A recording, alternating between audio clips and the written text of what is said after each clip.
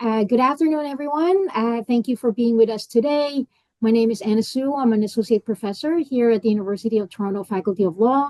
I'm also a research lead at the Schwartz Reisman Institute for Technology and Society here at the University of Toronto. I'm very excited to moderate today our SRI seminar featuring our guest speaker for today, Professor Ryan Calo. Before we begin today's session, I'd like to take a moment to acknowledge the land on which the University of Toronto operates. For thousands of years, Toronto has been the traditional land of the Huron-Wendat, the Seneca, and the Mississaugas of the Credit. And today, this meeting place is still home to many Indigenous people from across Turtle Island, and we're grateful to have the opportunity to live and work on this land. And while some of us may be joining from different places today, we invite you to reflect on the history and relations of the land that you are on. So, a few logistics before we begin. This session is being recorded. Our speaker will present for about 40 minutes or so, but he's welcome to entertain questions during the talk itself. So, if you really cannot, if you really have a pressing question, please feel free to use the raise hand function, and we'll call on you. But otherwise, there will also be a Q&A session at the end of it, and we encourage participants to come up with questions at the end, or you can type in your question in the chat as well. So without further ado, I'd like to introduce our speaker for today, Professor Ryan Calo, who is the Lane Powell and D. Gittinger Professor of Law at the University of Washington School of Law. Having worked at the intersection of law and technology for over a decade, Calo is the co-founder of two interdisciplinary research institutions at the University of Washington, focusing on technology policy and the study of misinformation.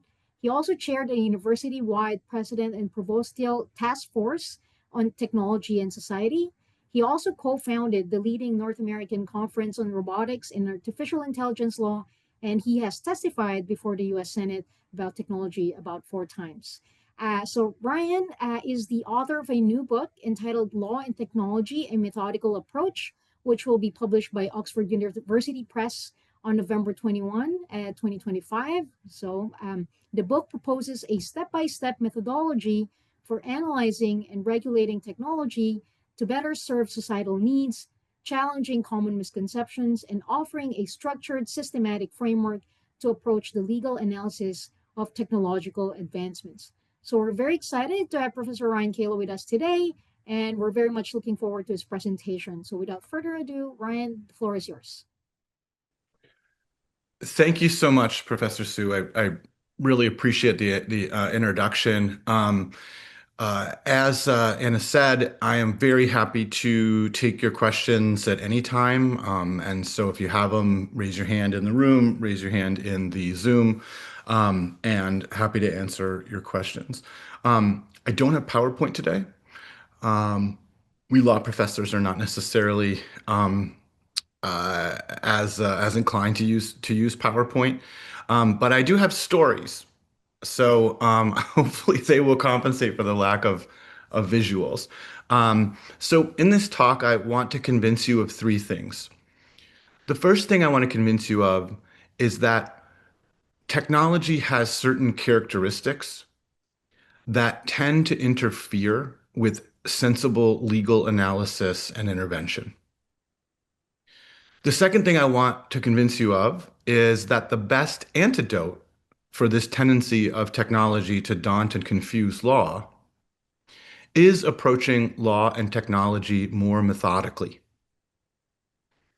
And third, that methodology, more so than a common subject matter, is actually what makes or could make law and technology its own field. Okay? So that's what I'm going to try to convince you of over the next 40 minutes. So starting off with technology. So technology is a social fact like any other. But it has proven very difficult for law, which is arguably the best tool society has for pushing back against technology, to analyze. And there are essentially three reasons that I keep coming back to over the years. And I've been doing tech policy for a couple decades now. And there are really three characteristics of law that I feel, three characteristics of technology that I feel like make it hard for the law. All right. And I'm going to just go through those. The first is that technology poses as inevitable when in fact it's contingent. And I mean that in two ways. Okay. The first is that at least American society, if not Western society, tends to accept technological change as inevitable and then conceives of the role of law and policy as responding to the resulting disruption. When I teach undergrads law, technology, and policy, the first thing that I assign is this wonderful article by James Wetmore about how the Amish use technology. Now, for those of you who may not be familiar with the Amish, these are folks mostly in New York and Pennsylvania. They are of a tradition where the Amish will not use technology unless the technology is consistent with their values of service and community. They're very memorable if you are from those regions because you're driving along the country roads and there they are in a horse-drawn buggy. The Amish don't accept new technology as inevitable and decide how they can make it conform to Amish values. It's not like the Amish are like on the horse and buggy with the new Meta Ray-Bans AR glasses, asking themselves, I wonder if this is consistent with community and service. They just will not use something if ex ante they decide it poses a risk to their values. And often the Amish will use they will use an example or an instantiation of technology that is older and less efficient because they find it to be more consistent. So, for example, while the Amish are great furniture makers and they are great farmers and they need to sell these things to non-Amish people, so they need to use the phone, but they don't want to have a phone on their person. They don't want to have a phone in their house even. So what do? They have phone booths in the middle of the town that can be used to conduct business. And so, um, you know, I assign this to kind of get us out of this idea that invariably technology is going to change and society has to accept it. This has not always been the way of thinking in the United States. In the 1970s, we had a modality called technology assessment. We had an office of technology assessment with hundreds of interdisciplinary bipartisan people that were helping Congress understand technology. That was in the days when we were worried about nuclear power and genetic modification, databases, among other things.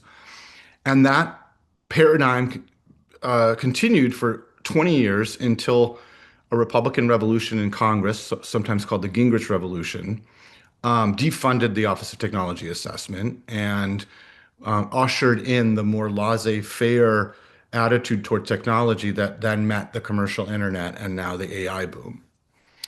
But there's a second sense in which I mean that technology poses as inevitable when it's contingent. And that is that law professors and especially policymakers tend to respond to whatever instantiation of emerging technology happens to be placed before them by the market. So, Anna mentioned I testified before the United States Senate. The first time I testified was before Senate Judiciary, and it was on law enforcement use of drones. And not only did the drone industry come in and do a demo of its innocuous looking quadricopter that was about this big and could only stay up in the air for 15 minutes and had two cameras, but during the entire duration of the hearing, that quadricopter drone was on the table next to the people testifying. And the whole conversation was directed at the morphology and the design and the instantiation of this particular technology, which is what industry wanted their mental model to be. As a consequence, resulting draft legislation, both in the federal government and eventually in the states, used the Federal Aviation Administration definition of a drone when addressing this phenomenon of aerial surveillance, rather than the thing that people were really worried about, which is the way in which it became too easy to follow people around and to get a view from the air. Later on, I met some police officers, and they had this ball, and this ball is full of cameras, and the police need to only throw it up into the air, and when it reaches its highest point, like a tennis serve, it just takes a 360 high definition image of everything around it, such that you throw it over a protest and you can see everyone in the protest, and then you can use facial recognition in order to identify who they are. Police also have means to, of course, track people um, from place to place, often without much in the way of judicial process. These are the sort of things we're worried about, right? But none of those activities, not the ball, not the, using OnStar to track people in their cars, none of that is affected by the legislation that was proposed because it was aimed exclusively at these drones. And I've seen that time and again. I mean, just to stick with robotics, for examples, the state of Nevada passed a law, pioneering law about driverless cars that was based entirely on Google's vision for driverless cars, and they had to repeal it a year later when other car manufacturers came in and said, no, no, this definition doesn't work for us. You can't define a driverless car as any time a computer substitutes for what a driver would do, because then we would have to obey this law with our Lexus that parks itself or has auto lane correction or adaptive cruise control. Even anti-lock brakes, ever since anti-lock brakes, like when you hit the brake on your car, you're merely suggesting to your vehicle that it stop, right? It has to make a calculation and decide whether it's going to engage the brakes and how. And so they had to repeal the law. And yet another example in robotics is dozens of states have robot delivery laws that involve those robotic carts that you see going down the sidewalk or on college campuses. Again, just totally pegged to the morphology of the Starship robot, which is who lobbied them for these laws. They said, okay, yeah, we need to be embrace the future, embrace innovation. So we're going to permit robot delivery so long as it has three wheels on each side, six wheels, and it has this camera and it weighs this much pounds. Even if maybe robotic delivery would be better served by different kinds of robots, robots that look like dogs, that are bipedal, that fly, and yet just these carts are allowed. And they spent their political capital on that. Okay. So the second thing I think that makes technology so hard is that technology tends to make a shell game of responsibility. So for those of you who may not be familiar, like a shell game is like where you have those cups and there's a ball and you move the ball around and you're not really sure where it ends up and then you have to guess which one it is. Whenever we do things with and through technology, which is constantly, there are people and their assumptions and their worldviews and their decisions that are there with us that we can't see because they are embedded in the technology. As Bruno Latour put it, technology is society made durable. And as Langdon Winter famously put it, artifacts have politics. This is really hard for the law. I'll tell you another story, which is just sticking with robots. I could use any number of examples. In the book, I have like cochlear implants, I have augmented reality, lots of different things. But let's stick with robots. Um, in Arizona, the Uber driverless car they were testing ran into and killed a woman who was at night who was crossing again, not in a crosswalk. Uber had hired someone to sit in that car that drives itself all day for like an 8-hour shift and um, and to monitor the car, but she wasn't paying attention the entire time. And all of a sudden, and you can see this because there's video in the interior of the Uber car that you can review. All of a sudden, this woman is not paying attention. She looks up, she tries to adjust, but it's too late, and the car runs into and kills a woman, a pedestrian. So The Department of Transportation ended up doing an investigation, and what they found, according to their report, was that Uber had a lax safety culture in its driverless car lab. Among the things that Uber did was that they were using a Volvo. That's the car that they were adapting for driverless cars. And Volvo in that year had already a collision avoidance feature where the car itself was able to see that you were about to run into something and hit the brakes. Uber disabled that ability. And it disabled that ability so that it could test its own functions to avoid collisions. That was one of the things that they did. They set the thresholds wrong on detection. They made a number of mistakes. Nothing happened to Uber apart from the fact that they settled, as you would expect, with the decedent's family. The woman who was driving the car or monitoring the car, this is driverless, she was charged criminally. Now, mind you, her decision not to pay attention was a decision that happened in the moment. Her attempt to recover from that poor decision was an emergency. She just, in the moment, she just did not have the time to avoid the pedestrian. The decision to turn off Volvo's,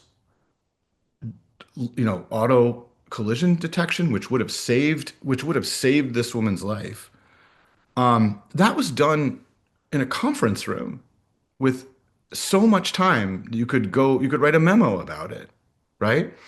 And yet, Arizona was comfortable charging this woman criminally for criminally negligent homicide, and nothing but the typical settlement happened for Uber.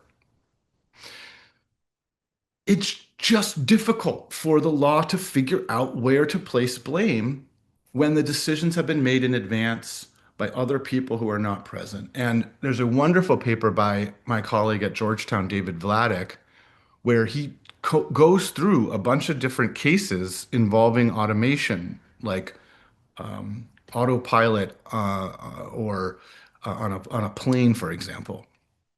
And time and again, he identifies this phenomenon wherein the court will look for human responsibility so that it doesn't have to grapple with these questions of design. And so, in one case where there was a fatal airplane crash, there was a number of things that contributed to it.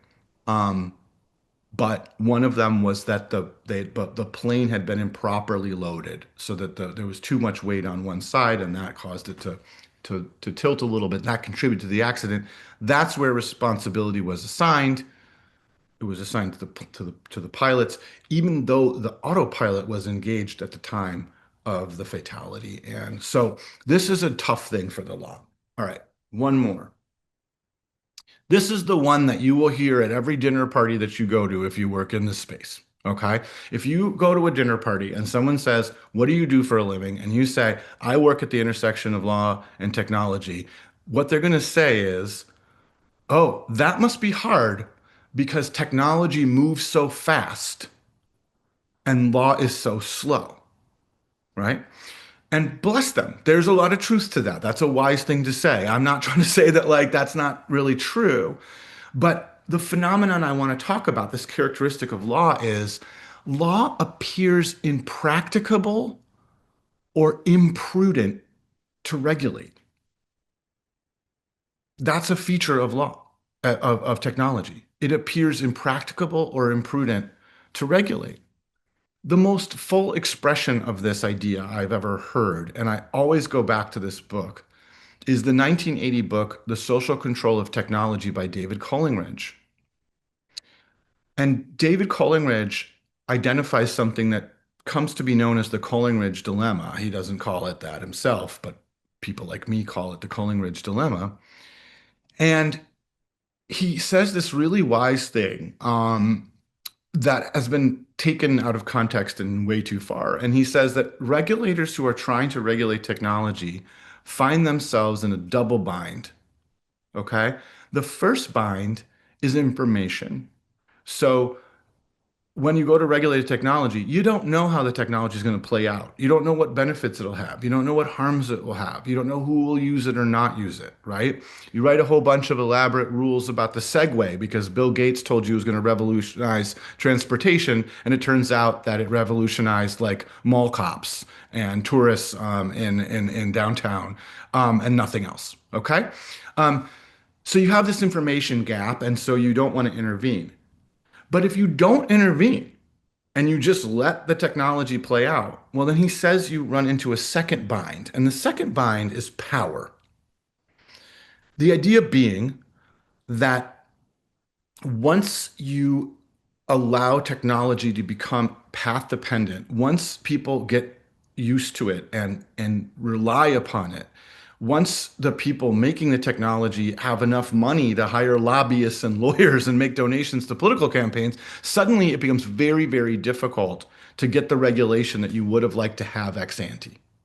And so you wind up in this really imperfect space where there's next to no regulation or the regulation is imperfect.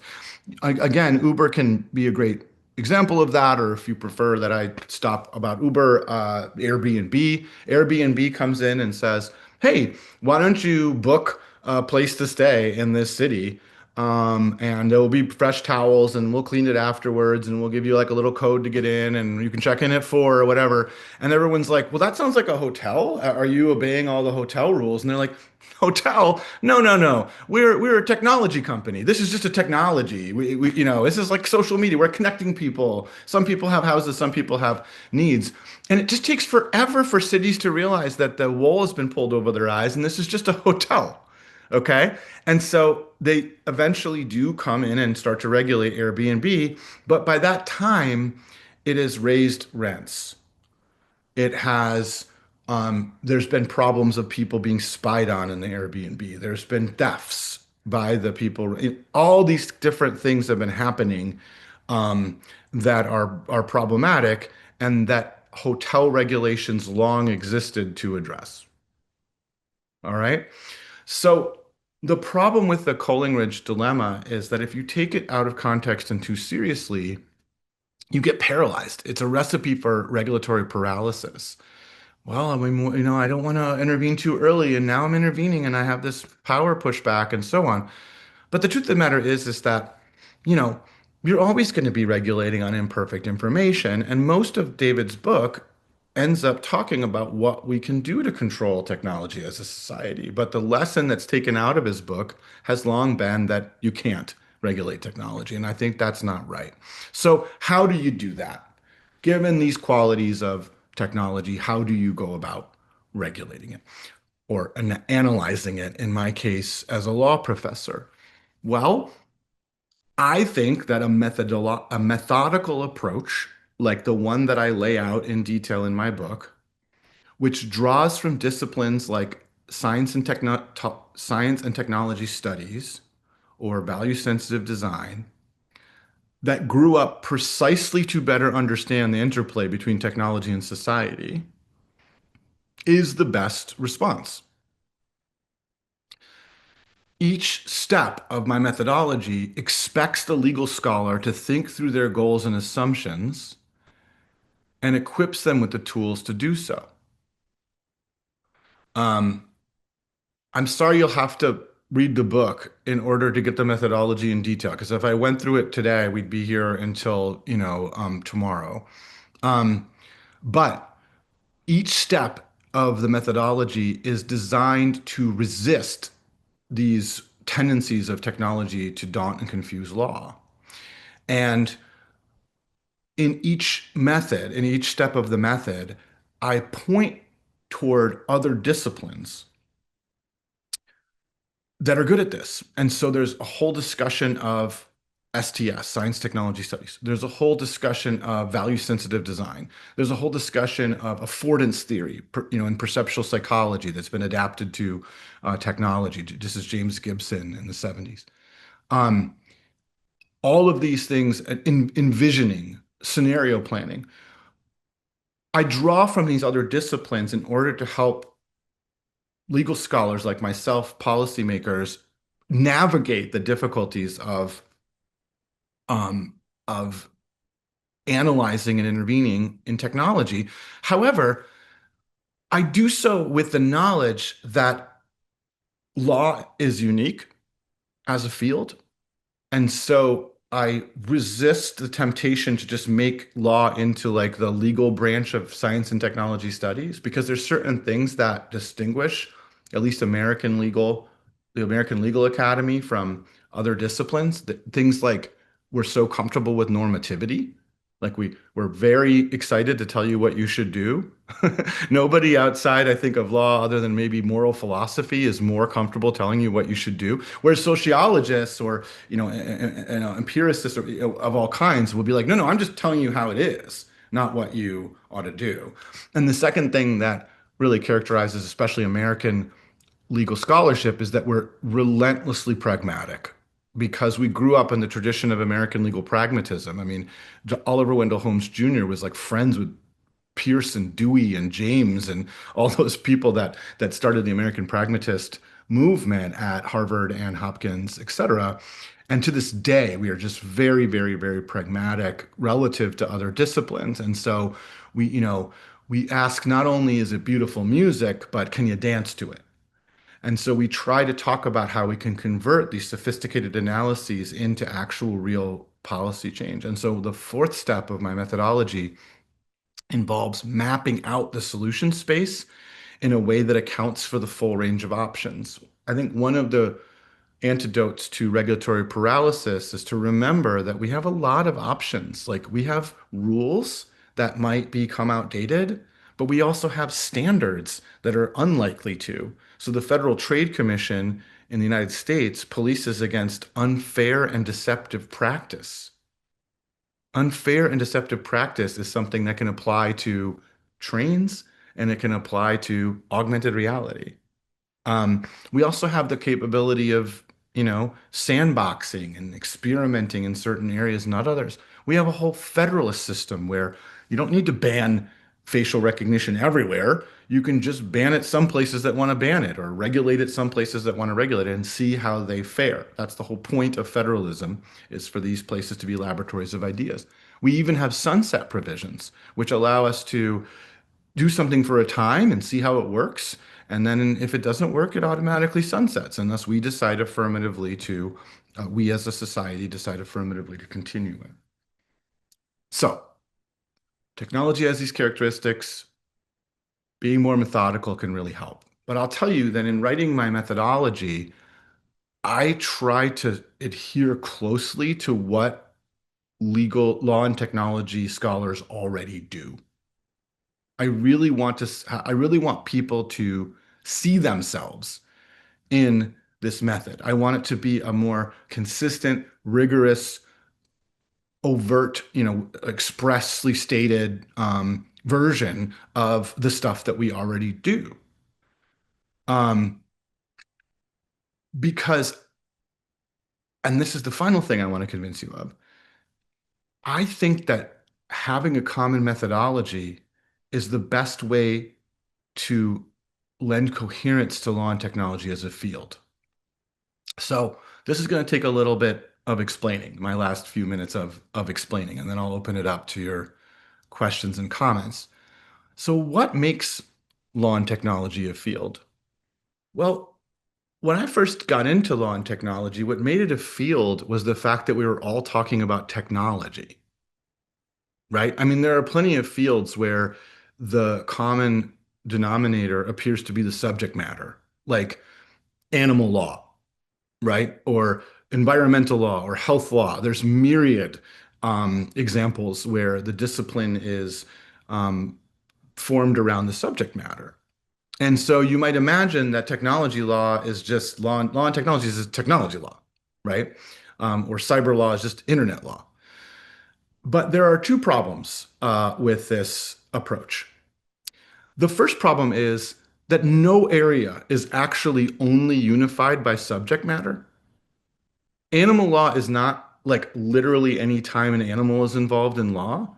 It's not like if you have like a deal between a horse farm and a breeder go wrong contractually that it's animal law, right? Animal law has a common set of texts that they refer to. They are interested in animal welfare. They are interested in animal rights. They have the common conferences. I've been to them. Like I've been twice to the animal law conference at Lewis and Clark, which is the biggest, because I wanted to see like what it was like to be. And I'll tell you, the, nobody wears leather. All the food is vegan, right? I mean, it's not just that they're talking about animals. And that is true of health law. I've read into that. It's true of environmental law. I've read into that. So it's not just going to be the subject matter. Okay. Second of all, if once upon a time it felt comfortable to say, I'm a law and technology scholar because I look at the law around technology, that is no longer possible. What area of law remains untouched by technology? Tell me that. Nothing, right? Maybe if you're doing jurisprudence or legal theory of some kind, or you're doing kind of in the weeds kind of constitutional law, you're not necessarily talking a lot about technology. But I got colleagues in many, many different legal disciplines. They're all talking about technology. All right. So we no longer have the ability to say, uniquely, we're talking about technology. Everybody's talking about technology. So what distinguishes law and technology? Other fields, though, are not unified by purported subject matter. They're unified by methodology. And these fields tend to be very influential. And I'll give you a couple of examples. I know this is an interdisciplinary crowd. So let me start with law and economics. Law and economics is not the legal study of economics. It is a method by which we answer the indeterminacy thesis of legal realism of what is guiding legal decisions, if not doctrine, by saying it's about efficiency and welfare maximization. Law and economics is a method by which to analyze any arbitrary legal question in contracts, sure, torts where I teach, sure, but also administrative law or criminal law. Um, and you can wonder whether there's much wisdom in that, but that's the case. Another example is law and literature. It's not the law of literature, it's not copyright. Law and literature is applying literary methods and theories to reading legal texts like cases and statutes. That's what law and literature is. Um, and yet other areas are unified by both method and subject matter. So, for example, critical race theory. Critical race theory is both a way of looking at any problem from housing to immigration to criminal law to torts, you name it, but looking at it from a different vantage than law and economics. The critical race theory answers the question of what guides legal decisions, if not for doctrine, by saying it's enforcing racial hegemony, right? And so it would not make any sense to say that we don't need critical race theory because race is everywhere. We especially need critical race theory because race touches everything. So, my point is that in a world where technology touches everything, maybe doing law and technology means approaching the social fact of technology in a particular methodical way, which is why my method is meant to capture what people in the field already do and help new people in the field, new entrants, students, scholars from other disciplines who are interested in technology, people from other disciplines entirely, and policymakers potentially approach technology in a way that avoids these characteristics that makes it so confusing and daunting. Okay?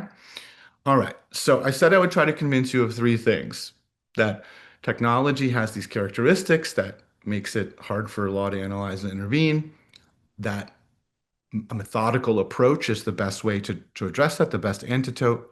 And finally, that it will have the effect too of being a great way to unify this important field of law and technology.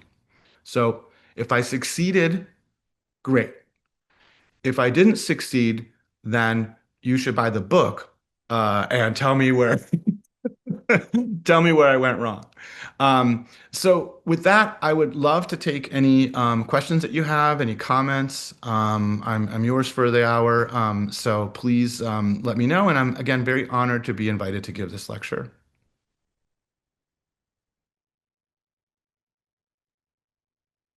Okay, thank you so much, Professor Calo. We're very yeah, thank you so much for that talk. It's very thought-provoking. I think there's a bunch of questions. I see a bunch of raised hands, so we'll move on to our discussion period. Maybe we'll let me please keep your hands raised, and I'll have Daniel Konikoff. Daniel. Hi, can you hear me? Sorry, I was just being asked to request permission. Ryan, thank you so much for your great talk. I really appreciate it. And as someone who studies the intersection of tech and law as well, but from a sociological perspective, your work has been really insightful for my own. So I appreciate that. One thing that I wanted to ask you was very much related to something that you had mentioned that you've mentioned throughout, but kind of reframe it in a different way, where you were discussing how tech is often poses as inevitable when it is in fact contingent, which is something that I very much try to instill within my students as well in a digital technology law and justice class that I teach. And one of the things that I wanted to ask you was was largely to do with how you approach teaching students this, because I find that with undergrads or graduate students, there is often a barrier that has to be broken through in a way, since technology has become so fundamental to their lives, and getting students to take that first step of being critical of technology is often a bit of a hurdle. So this is a bit of a kind of imprecise, rambly question, but I'd love to hear what you have to say about um, thinking about this idea of technology is inevitable, but how you approach that pedagogically and teaching students that as well. Yeah. That's a great question. So I did allude to the fact that I assigned this piece by Wetmore about the Amish, but I assign a lot more than that, and I'll walk you through the things that we. So basically, the way I do that is by starting off the class with a variety of assignments that are meant to do that. Now, incidentally, just to back up a second, this idea that technology poses as inevitable is well understood in other disciplines. It's called technological determinism. It's sometimes called technological autonomy. Some people refer to it as technological essentialism, but I think that's actually a mistake for reasons we could get into. Um, I'm a committed essentialist, actually, but I don't think those, I think sometimes those things get conflated. So to break people out of technological determinism or autonomy, I'll assign them the Amish, I'll assign them a piece about how devout Jews think about what technologies to use on the Sabbath. I will assign Leo Marx's technology as a hazardous concept, which I think is incredible. It's about how technology has this sort of veneer of progress around it, even though it disproportionately harms the vulnerable. I will assign, I love this piece, Charismatic Technology by Morgan Ames. She wrote a whole book about um, the one laptop per child fiasco and how much people invested in that, and how, my own example of what in the book I didn't talk about this in my talk, but in the book I talk about a thing that I always marvel at is that not only does technology like seem like it's inevitable and it advances, it progresses, it's always about progress.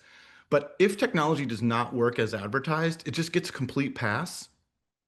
And I always love people that are like, well, what about that time that we invested millions of dollars in some dumb idea that did not actually work? And my best example of that is actually contact tracing apps during the pandemic. They were never going to do what people thought that hoped that they were going to do. And yet everybody tried them. And every postmortem of contact tracing apps reminds me of like a faith healer who says, contact tracing apps you didn't believe in them enough. That's why they didn't work. Your faith wasn't strong enough in contact tracing apps. And so, I use examples like that, right? Of readings that really fundamentally push back against the notion that technology needs to be inevitable and needs to have the affordances and the morphology that it actually has. Um, I kind of don't know of any other way to do it than that, but I do think that those readings exist. In the book, I have each chapter has suggested readings, and most of those readings are in my suggested readings at the end of chapters, the introduction in chapter one. Okay, all right. Thank you so much. We'll have Vera, Jack, and Madison next. Okay, Vera. Hi. Hi. Um, Thanks for giving your talk. I really enjoyed the sort of callbacks to, but also maybe was surprised by the callback to value sensitive design. I think the combination of value sensitive design and STS in particular together is kind of like, but I think both the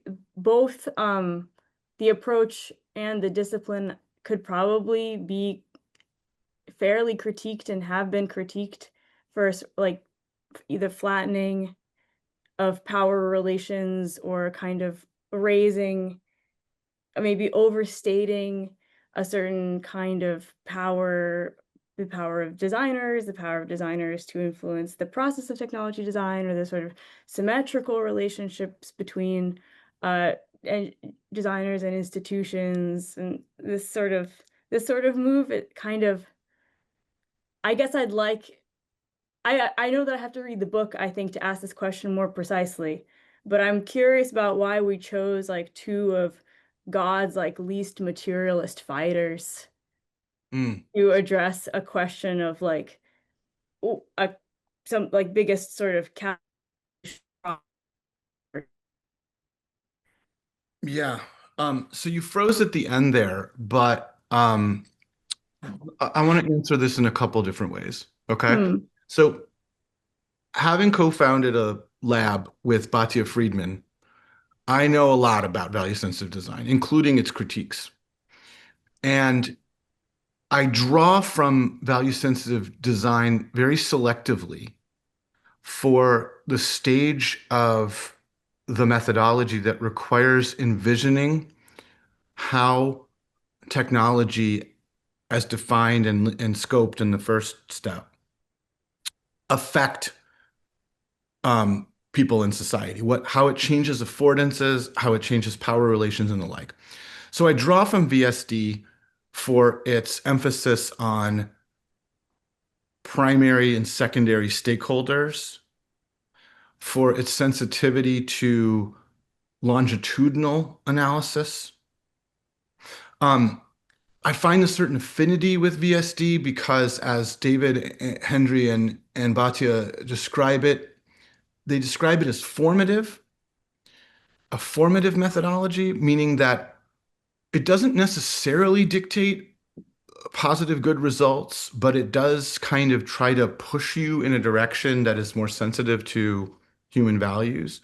Um, but I don't wholesale adopt VSD. I just use certain techniques of VSD to help guide parts of my analysis. And perhaps that ends up importing some of the critiques of flattening or naivete or whatever you may say about VSD. But perhaps not, because it's just picking and choosing particular things like stakeholder theory. Um, with respect to STS, I don't know that I agree with the critique because STS is vast. STS includes some very critical, a very critical tradition, that you might trace back to Haraway, for example, but is quite mature and quite sensitive to power relations.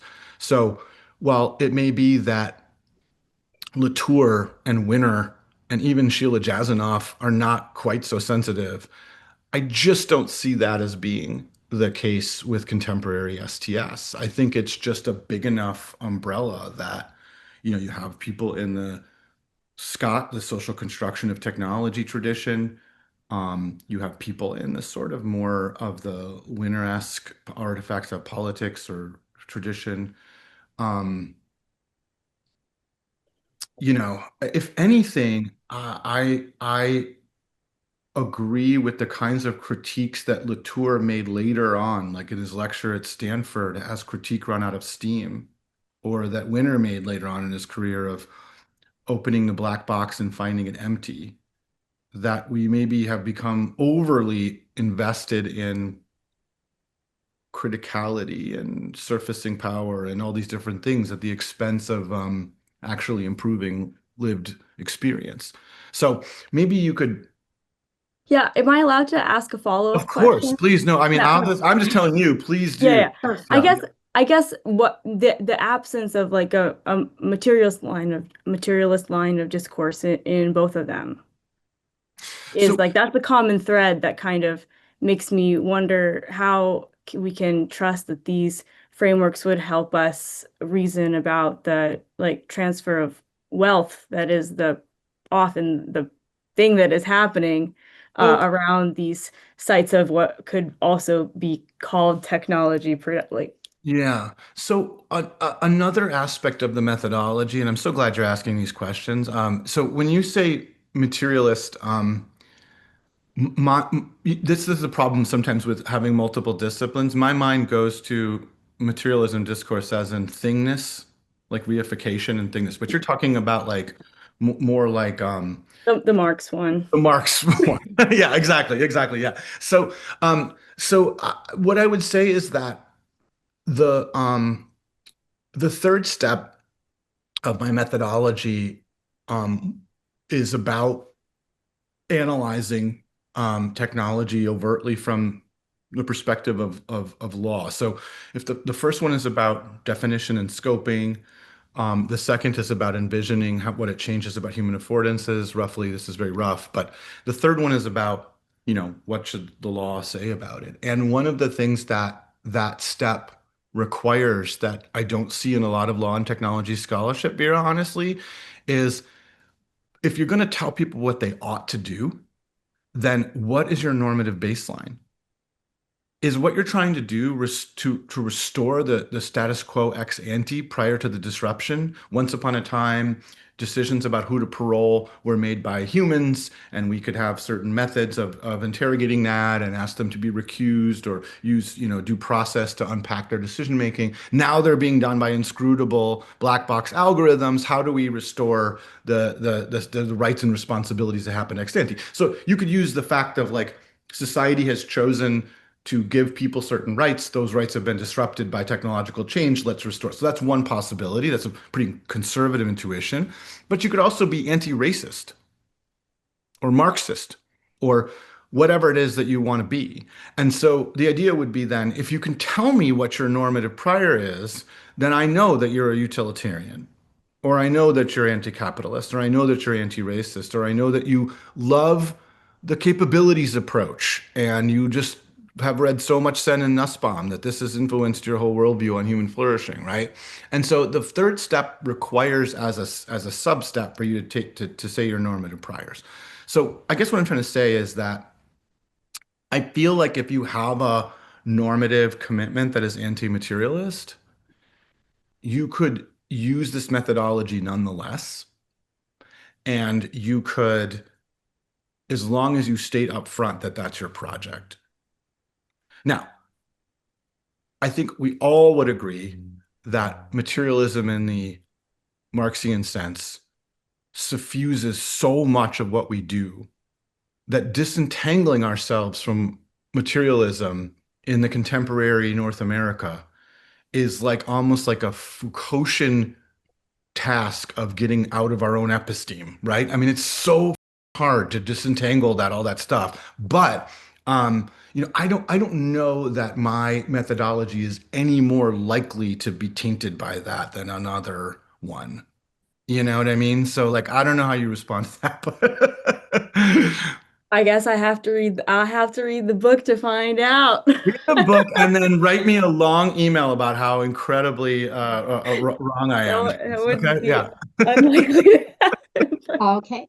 Okay. Thank you so much for that. Vera, Jack. Thanks for the talk. I have a few parts in my question. It's a bit complicated, but I'm going to suggest what might be a straightforward way to answer it at the end.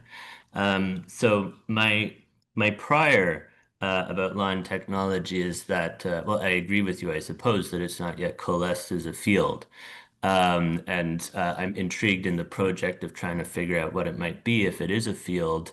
And, this has been ongoing for a few decades without any theory of law and technology winning the day. And I think focusing on other successful fields and methodology is a promising way to go about it.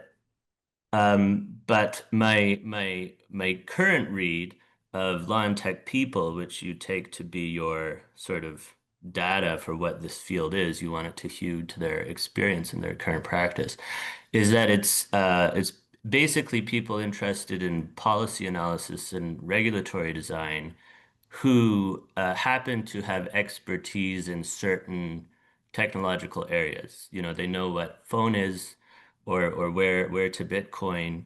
There's also, of course, biotech. There's certain technical areas, but none of them know or care how a ballpoint pen works. Um, in STS, this is, of course, different. But in law and tech, this is usually what it looks like to me. So my question is, though, what is distinctive about your approach that separates uh, tech-related policy design, regulatory analysis from other forms? Now, in your presentation, you start an answer uh, by identifying unique characteristics of technology, which I did not find persuasive. So the drone, where you use it, you define drone and then you miss the underlying purpose, which is some concern with privacy. This is like a vehicle in the park thing, right? This is a thing about using definitions or rules as opposed to standards that pervades legal, designing law throughout tech and non-tech It's fields. interesting, Jack, isn't it, that a vehicle is a technology? No, but the vehicle in the park example is not about there might be a new kind of vehicle or maybe not vehicle.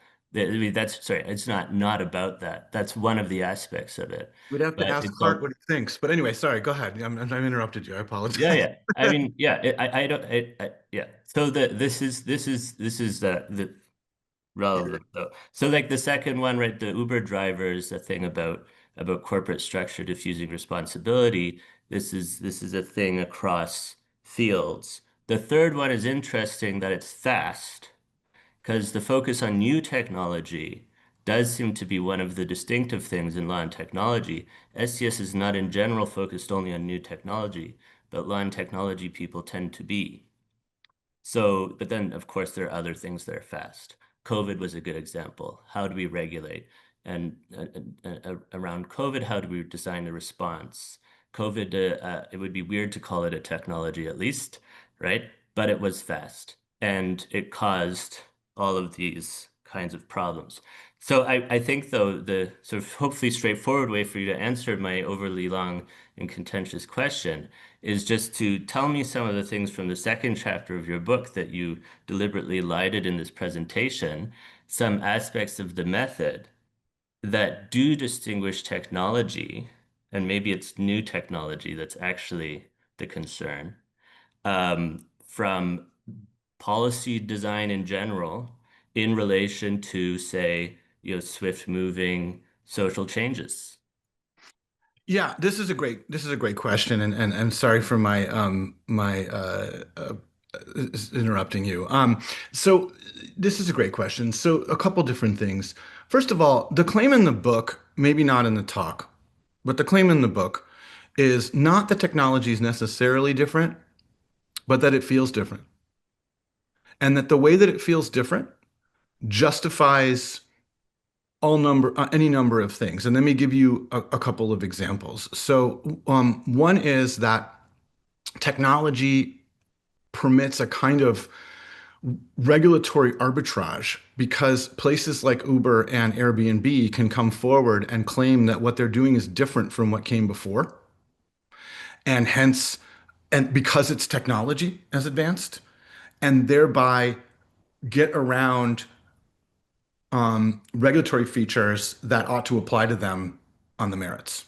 So the fact of technology being different can be strategically deployed in service of regulatory arbitrage. For example, a great paper by Monroe Price, the communications scholar, and John Duffy, who's a legal scholar at UVA, talks about how, typically speaking, new technological change mostly provides an opportunity for participants in the legal system to say that things are different now and they want to change the status quo by pressing their own prior political commitments. So changes in communication technology, changes in ICT lead to people who would really don't like the origins and balance struck by copyright to try to disrupt that. Right? Or there are examples often in the Federal Communications Commission that the advent of broadcast or internet or whatever it happens to be provides an opportunity for them to press long-held political beliefs. So it creates a kind of Overton window. Okay? But in the book, I acknowledge over and over again that lots of things move really fast and lots of things are really complicated and hard to understand if you're not an expert. The example I use in the book is in the United States, during a very short period of time, we changed almost all of our labor laws to permit women to work to enter the workforce because men were off fighting in World War II. 3 years later, we then changed all those laws back or even changed them more so that we could actually bring the men back into those positions. Another example I use is prohibition. In a 10-year period, we amended our Constitution, which is not easy to do,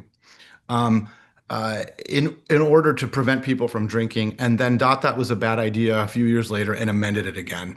And so social phenomenon can move very fast, and we can respond to them. Similarly, there are historical examples, if you like history, about times when we've moved very, very quickly in response to technological change. There was only 7-year period between when first satellites entered low Earth orbit and the signing of the space treaty. That's very fast.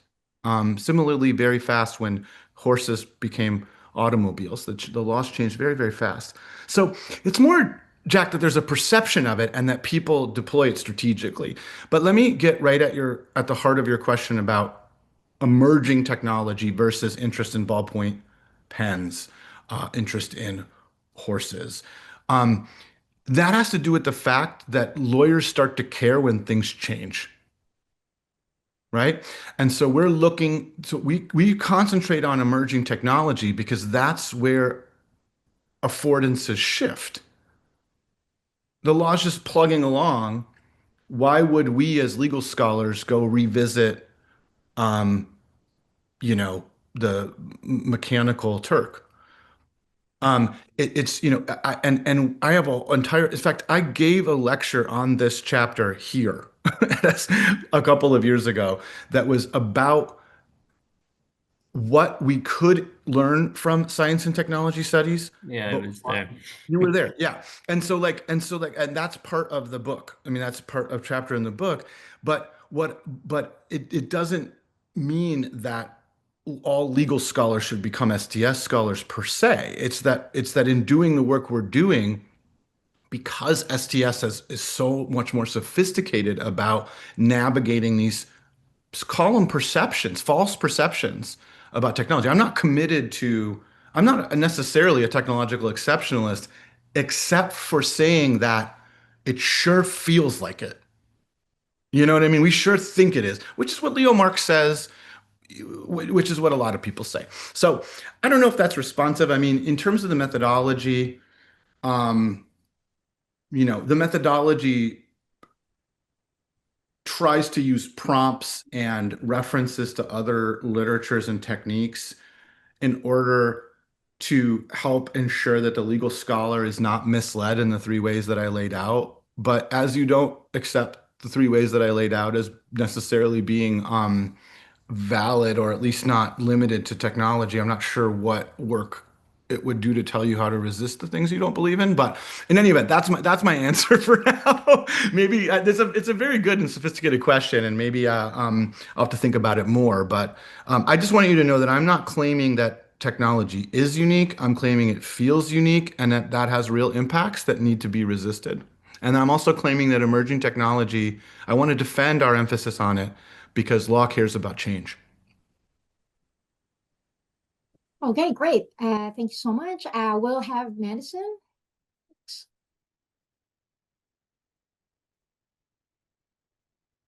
Everybody has to kind of Okay. wait for technology to let them talk. Yeah. Yeah, we need the go signal. Thank you so much, Ryan. Yeah, I'm a PhD student at the Faculty of Information here, and I look at data governance. So I'm looking at from like STS, critical data science, critical data studies, and policy, and oftentimes looking at law. And so I'm wondering about, and I'm very excited to read your book. So if the method, if you can speak to how, or if it's possible for the proposed method to look at law as a technology, and see how the comparisons between law and emerging technologies, whereas law is both this like kind of immovable, omnipresent feature. It's very pervasive. And yet, as you say, it has these mechanisms for experimentation, for novelty, but that there's this tension between the law does everything, but also it's feels very limited, or we can't change it. And yeah, I'll stop there. Thank you. Yeah, Madison, I have a relatively easier answer for this, which is that on my interpretation, um, law is not a technology, and so I think it's perfectly defensible to talk about law as a technology, as Josh Fairfield does, for example. I think it's perfectly defensible to talk about race as a technology, as Ruha Benjamin does. But I end up in my introduction committing myself to a particular definition of technology that has to do with artifacts and systems that are designed to, extend human capability. So in the book, I canvass a variety of definitions, and I acknowledge that in STS, it's quite a complicated proposition to argue that technology may be any different than science or anything else, right? And so I don't deny that there's that, but I end up embracing a material, not in the Marxist sense, but a material conception where it has to be digital, biological artifacts, physical artifacts and systems.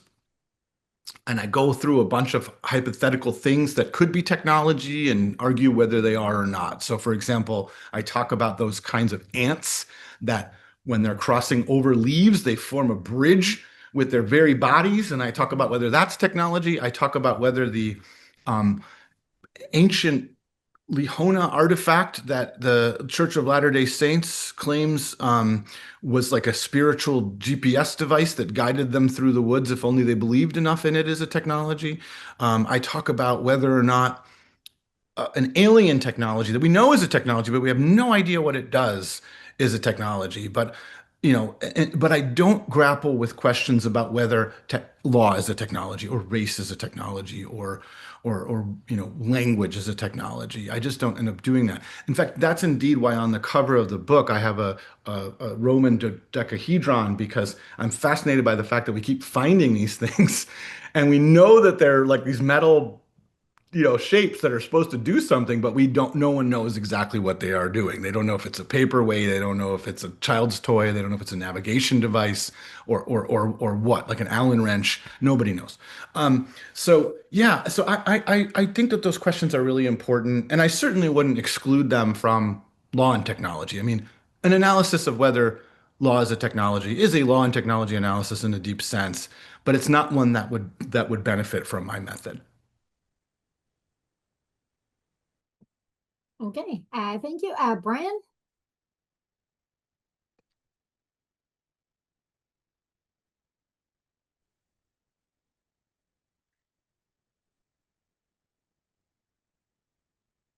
Oh, Brian, we cannot hear you.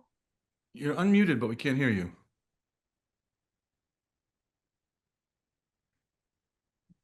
Can you try? Is that any better? Can you hear me now? Yes. Yeah. Yes. Okay. Yeah. Yeah, so I'm a postdoc in mathematics, so very far from law.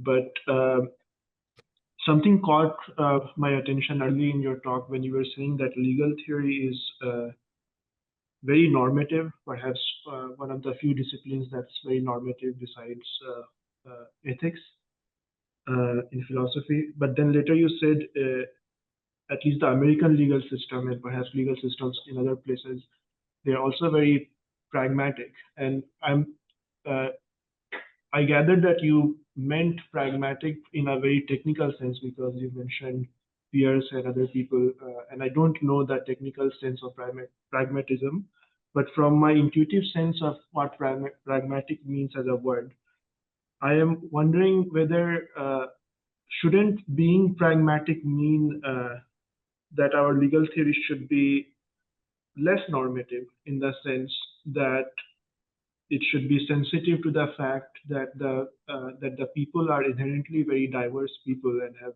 diverse needs and circumstances. So, for instance, the woman in the Uber car, uh, that woman um, technically should not be accountable for something that she was not really a part of. That like that the technology that caused such an accident was not something that she was uh, responsible for.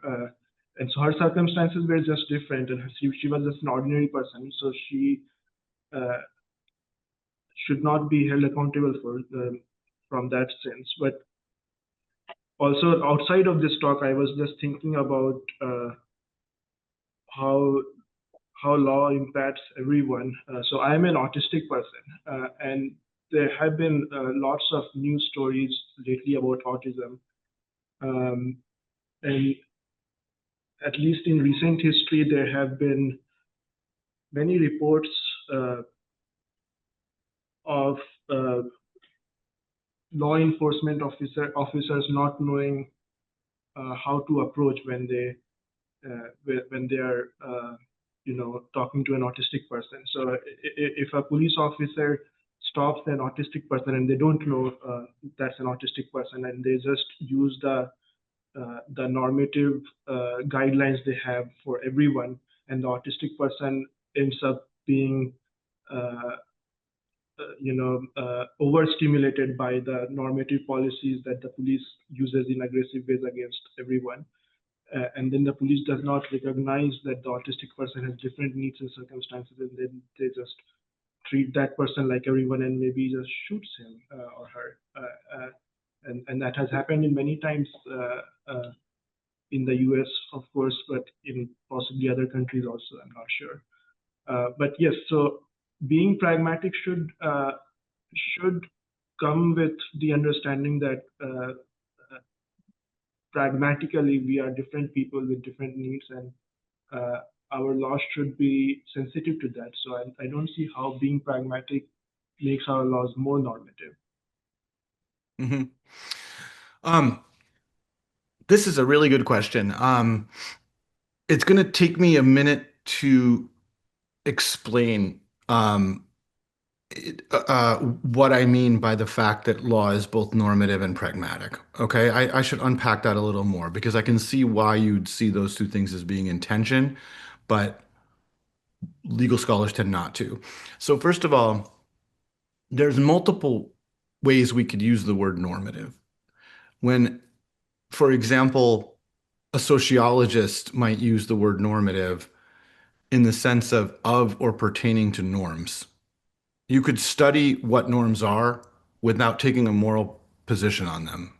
You could just observe that in this culture, people say please and thank you, or in this culture, people defer to elders. You see what I mean? That is a observation of norm, not normative in the sense of what one ought to do. So obviously, when I talk about normativity, I'm talking about should, ought, having a moral orientation.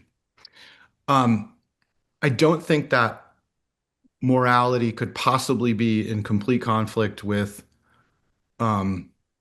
pluralism. I mean, you could have a normative commitment to each his own. If you had a normative commitment to each their own, then everybody would get their own needs met separately. But that's still a normative position to take. So really when I say that the law is normative, you have to look back to people like Max Weber, to people like Robert Cover, to people like I draw heavily from Robin West at Georgetown. Their point is that the law claims to have a monopoly on the legitimate use of violence. When, as Robert Cover says in Violence in the Word, legal interpretation takes place on a field of pain and death. The idea being that when courts make decisions about people's rights and responsibilities, they tell people what to do. And if people don't do what they need to do, then there is violence behind that. The state can lay hands on you. The state can take your stuff, take your life.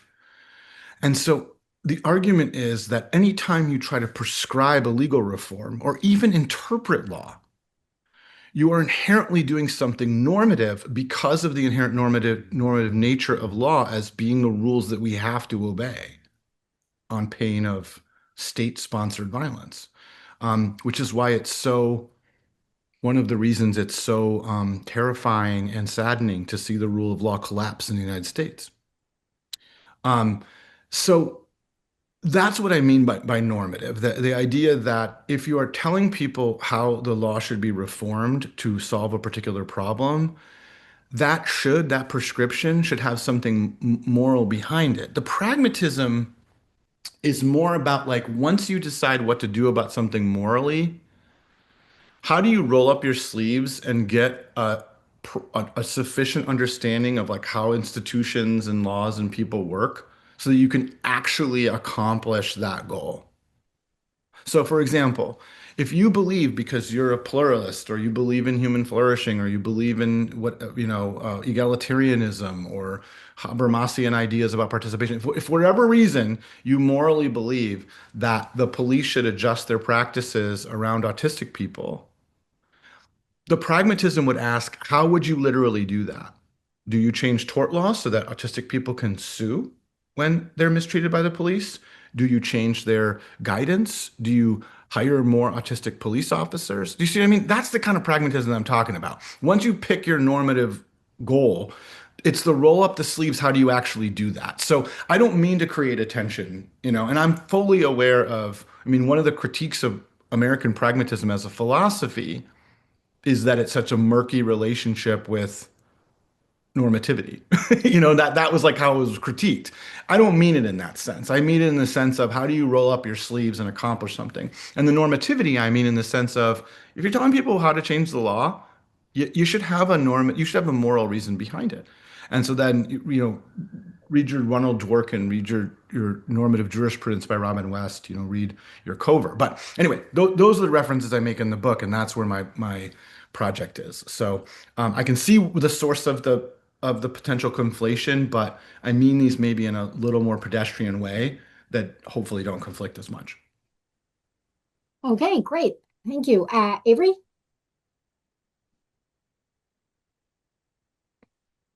Hi, Avery. Okay. All right. Hi. You can hear me, right? Yes, good to see you. Okay. Yeah, nice to see you. Thank you so much for this talk. It's just been so wonderful to listen to your thoughts on this topic. I really admire your work. And I'm also coming from an STS perspective, although from a Department of Literature. You brought up affordance theory, and I wanted to ask you about that. That's also been of great interest in my field. Affordances have been so generative, right? To think about like the way that tendencies emerge and how they can be exploited, how they can be engineered correctly or not. And since you brought up regulatory arbitrage, I wanted to ask you if there's a potential like arbitrage of affordances that can come up in certain technologies. And what I mean by that is, so you have the end user who has a certain set of affordances that they can see right away with the technology, right? And that it might be nudging them to sort of see this affordance, right? But then there are also institutional, I don't know if the word I want is institutional, but like corporate, we'll say, corporate affordances, a set of corporate affordances that are not visible. I'm using visible there in scare quotes, but that are not obvious. And then you also have the other scale at which affordances appear, which happens in that regulatory or governmental space, right? But going to that corporate, the kind of group space that can see behind the algorithm, that can see behind, oh, we've just collected all this data, what can we do with it? Where for the end user, they don't realize that they're part of this enormous data stream. And they think they're using one aspect of it, but they're leaving all these other forms of behavioral traces, right? And then that, even if it isn't originally perceived by the corporation as like, we could gather all this data, once the data is gathered, then, oh, we could do this with it. So it seems like there is something there with affordances for, I guess I'll just say like at scale in the medium corporate scale, right? Not the national scale, but the medium scale. Are there different kinds of affordances that kind of come up because of the scale of the gathering in a corporation or the gathering in the ownership of the product? I don't know, that's just a little bit long-winded, but I just was, I started to think about it during your talk. I wonder if you have any thoughts on that. No, it's fascinating. So like, again, so this is sort of, I'm going to say something a little similar to what I said to Vera as well, as I see affinities between this question and her point about the flattening potential of some design thinking. So I use affordance theory, which of course is originally from perceptual psychology, but really entered into the design literature through the psychology of everyday things, through Norman.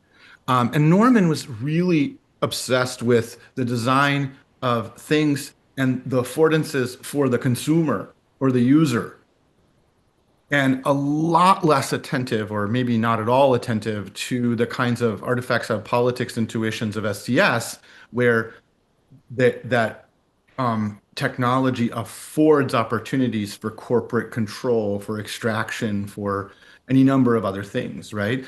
And so I was very influenced by a book by Jenny Davis. I don't know if you know this book, but it's called How Artifacts Afford. And it's this attempt, and the subtitle is The Power and Politics of Everyday Things. So the everyday things is an unmistakable reference to Norman. And what she tries to do in this book from last year, I mean, a year or two ago, is she tries to layer in politics and power to affordance theory to make precisely the move you're asking about, which is, right, a pencil affords drawing, a tree affords hiding to a squirrel, whatever, but these are things that are created by people that are part of social technical systems. So how does affordance theory help us map out power relations, identify extraction, and how does it affect society more broadly? How does it empower the already powerful? So I was really influenced by that. And indeed, it's one of my suggested readings for the chapter where I talk about affordance theory, because I do think that it's a rather impoverished affordance theory that doesn't recognize the disproportionate way in which, power is located and assigned in technology, right? So my interest in affordance theory is in helping to scaffold an inquiry into what technology is going to change about what people can do and what their capabilities are. But within that realm of people, I'm also talking about governments, corporations, institutions, groups. And so I'm trying to resist the idea of only using affordance theory for an individual organism's perception of their environment and ability to manipulate their environment. And I'm trying to use it in the Jenny Davis sense that's a little bit more attentive to power. Now, I should be clear, I am not a scholar of this. And so I need to read work by Jenny, and I need to read STS in order to make these moves. And I don't know that I do it at anything like the level of sophistication that I see in those kinds of analyses.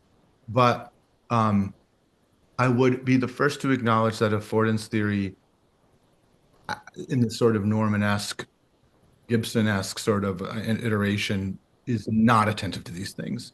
But I do believe that there are efforts like Jenny's to rehabilitate affordance theory and extend it to a world that's more aware of them. Mhm. And I really like the book a lot. It's so good. I use a bunch of examples in it, like her titular example. She has a shopping cart on the front of it.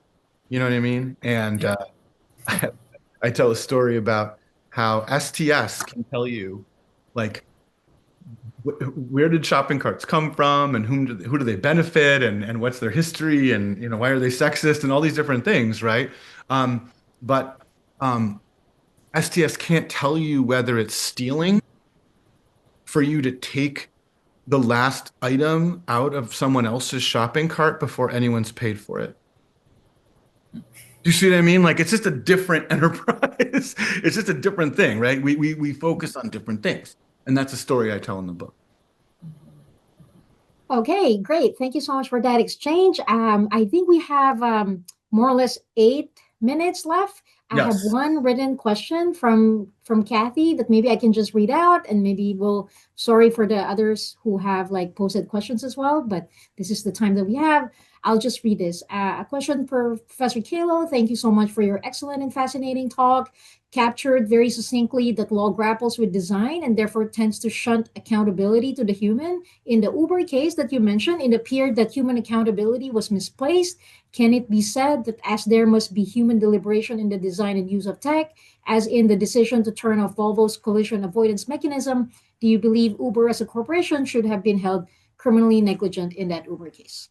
Yes, I do. I think that if the driver of the vehicle that they hired was held criminally liable, I think a fortiori, meaning, for those of you who don't use arbitrary Latin in your discipline all the time, as we do in law, it's all the stronger reason why Uber should have been held criminally liable. So I am not just implying, but saying outright that if this woman is charged with being criminally negligent, why in the world would you not charge Uber with that? Right? And I think it has to do with the fact that the law is uncomfortable tracing responsibility through our technosocial systems that way. And I think there are many, many examples of it, not just in robotics, but in all different areas. And like I said, there's this paper by Vladeck where he talks about automation, but you can do the similar exercise with a lot of things. And incidentally, to Jack's point, which I do want to acknowledge, this is not unique to technology. It's not unique to technology. There are lots of ways in which Taylorism or corporate structures or religious traditions or any other number of things do shift responsibility around in ways that make it hard to detect. Okay, really, truly. But it seems to be a particularly hard problem in technology and behave a particular way, in my estimation. Okay, I think we'll end there. So thank you so much, Ryan, for your excellent presentation, your talk. I think this has been thought-provoking for many people. Thanks to everyone in the audience for being present with us today. This concludes our seminar. Please join us next week as we welcome Professor David Duvenel, an associate professor in the Department of Computer Science and a founding member of the Vector Institute. This event will be held in person and online, co-presented with the Department of Computer Science, Kelly Gottlieb Distinguished Lecture Series. So thank you so much, and we will see you next week. Thanks, Thank you, everybody. Ryan. Email me Bye. if you want to follow up. I put my email in there in the chat. Thanks, everybody. Thank you.